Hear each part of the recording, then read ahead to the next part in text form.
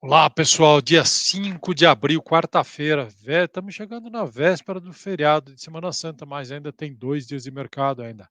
Vamos lá? Morning Call da EQI.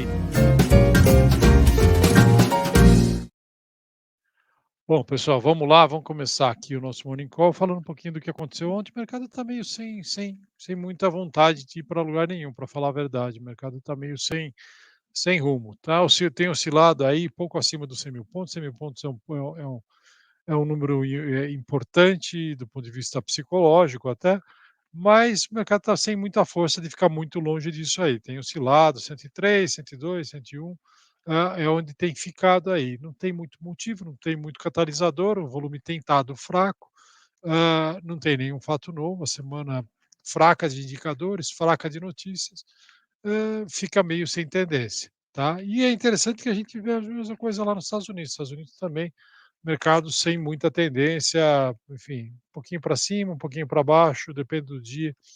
Todo mundo esperando a definição de, enfim, se o Fed vai ou não subir juros, se o Fed vai dar uma pausa, de agora em diante, tá?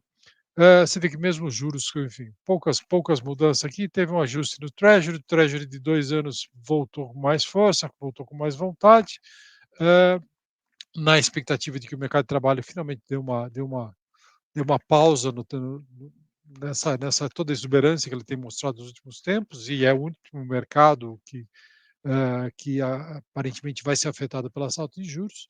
Hã, e aqui no Brasil a gente vê algum ajuste na ponta longa da curva aí, tá. Nas commodities nenhuma grande novidade, petróleo segurando, minério de ferro continua escorregando, ali. Teve um ajuste forte ao longo da semana no minério de ferro, que acaba puxando inclusive cotações das mineradoras aqui no Brasil, tá. Vamos lá, na Europa a gente teve indicadores de atividade, nenhuma grande novidade, vieram enfim, os de serviço, principalmente em linha com o esperado, continuam puxando segurando uma recessão mais forte lá na Europa, tanto a gente vê isso tanto na Europa como todo, como na Alemanha, que é quem comanda. O dado de emprego que eu estava falando lá, que saiu nos Estados Unidos, foi essa pesquisa JOLTS, que é uma pesquisa que mostra o número de vagas disponíveis, vagas abertas disponíveis ao final de cada mês, tá? A expectativa é que viessem 10.400.000, veio 9.900.000, um número bem abaixo, meio milhão abaixo do esperado, e quase 900.000 abaixo do que foi em fevereiro. Lembrando, esse é um dado do Ministério do Trabalho lá dos Estados Unidos, né, da Secretaria do Trabalho. Então, não é um dado, extraoficial, é um dado oficial. Então ele dá uma expectativa que finalmente a gente comece a ver os dados do payroll que saem amanhã, amanhã não, na sexta-feira, no meio do feriado, mostrem aí, uma certa diminuição do ritmo de crescimento, que é o que tudo que o mercado gostaria de ver, para ver que o Fed pode parar de subir juros, sem grandes riscos, tá. Hoje a gente tem uma prévia disso, que é o ADP, que é uma espécie de indicador privado. O ADP é o maior processador de folhas de pagamento nos Estados Unidos. Normalmente isso aqui funcionava como uma espécie de indicador antecedente, não tem funcionado muito bem ultimamente, tá. E a gente tem alguns dados de atividade saindo lá nos Estados Unidos também, ISM de não manufatura e principalmente a balança comercial, mostrando aí como é que vai estar a atividade e principalmente a saúde do consumidor americano, grande motor da economia mundial. Aqui no Brasil, o ministro Haddad falou em choque de crescimento, se tudo der certo, enfim, se a regra fiscal for aprovada, a nova regra fiscal for aprovada, combinada com uma reforma tributária que elimine distorções e aumente a eficiência do sistema, e abrindo espaço para os juros caírem, de fato, a gente também acho que há espaço para um choque de crescimento, né? Mas não é uma equação nem de longe simples, nem trivial. A gente vai ter que esperar ainda, tá?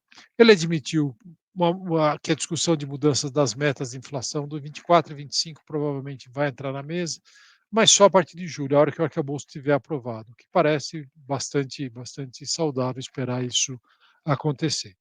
E a reforma tributária, que vai ser enviada, ela não vai aumentar a carga, mas corrigir distorções que ele chegou até a dar um número de 300 bilhões de distorções entre coisas que escapam pelo ralo, subsídios que não são contabilizados ou pouco eficientes, enfim. não dá para discordar, deve ter isso mesmo, tá. Eu queria chamar a atenção de vocês para 2 produtos que a gente lançou essa semana, 2 relatórios que a gente soltou essa semana. O primeiro é o relatório de carteira de financiamento. O que que é isso? É uma carteira onde você vende opções de compra e isso cria para você um dividendo sintético, tá. Então se você tem uma posição que você quer manter ao longo do tempo e não quer se desfazer, mas ela não está caminhando rapidamente para lugar nenhum, esse aqui é uma possibilidade. Se você vende uma opção um pouco assim curtinha, um pouco acima do valor que de mercado atual, um strike ali em cima, o preço de exercício logo ali em cima, e você ganha esse adicional aí, enfim, dá para fazer algumas coisas como 3,90, entre 1,50, dependendo de como é que você monta. Em alguns casos até mais, bem mais do que isso, tá?